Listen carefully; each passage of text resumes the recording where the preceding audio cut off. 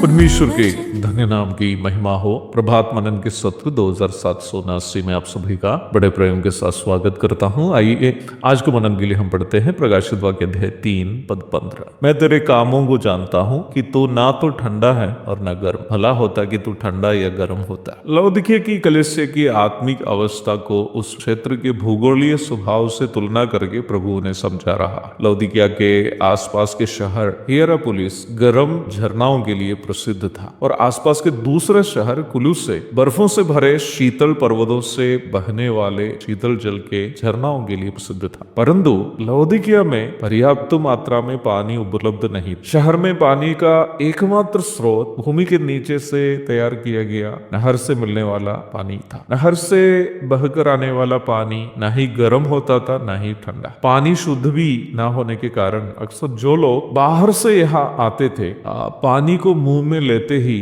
उसे थूक देते थे। प्रभु लौदीकिया की कलीसिया को उस क्षेत्र के स्वभाव से तुलना करके उन्हें उनकी गलती को समझाने की कोशिश कर रहा है। जब प्रभु उनसे कहता है कि तू ठंडा नहीं है, उसका ये मतलब है कि वे खुलेआम प्रभु का इनकार नहीं करते थे, अर्थात वे ये दावा करते थे कि वे मसीही हैं। They used to claim that they are just claiming only। जब प्रभु उनसे कहता है कि तू न गर्म है, इसका मतलब है कि वे कभी भी मसीही का स्वभाव अथवा गवाही पेश नहीं करते थे। दावों तक करते थे कि मसीही है, परंतु मसीह का कोई गुण दिखाते नहीं थे, अर्थात वे मसीह होने का दावा करने वाले कपटी केवल थे। They were just hypocrites who just claimed that they were Christians।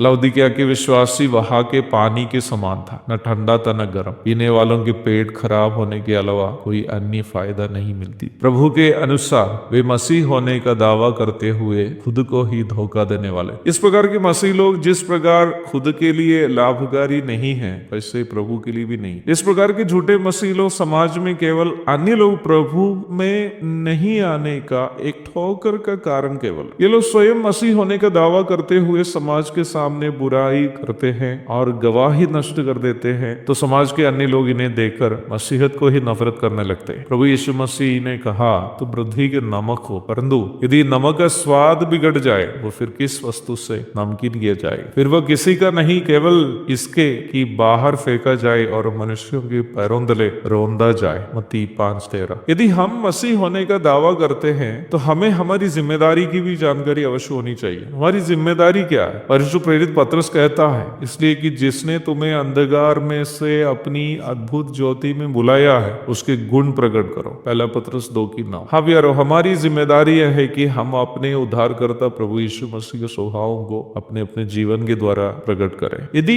इस जिम्मेदारी को हम निभा नहीं पाते हैं तो हम भी लौदीकिया के विश्वासियों के समान ऐसा पानी रहेगा जो ना ठंडा है ना गर्म। ऐसी स्थिति में प्रभु कहता है कि मैं तुझे अपने मुंह में से उगाल लें। प्रिय भाई बहनों, यदि हम उद्धार पाया है तो उस उद्धार के अनुभव में जीना है। उद्धार का अनुभव प्रभु यीशु मसीह की पहचान वचन के द्वारा करते हुए यीशु मसीह के स्वभावों को अपने दैनिक जीवन में लागू करने की कोशिश है। आज का मनन इसके लिए एक प्रेरणा बनने की कामना से मैं कल पुनः मिलने की प्रतीक्षा के साथ अपने शब्दों को यहाँ पूर्ण विराम देता हूँ। प्रभु आप सबको आशीष दे।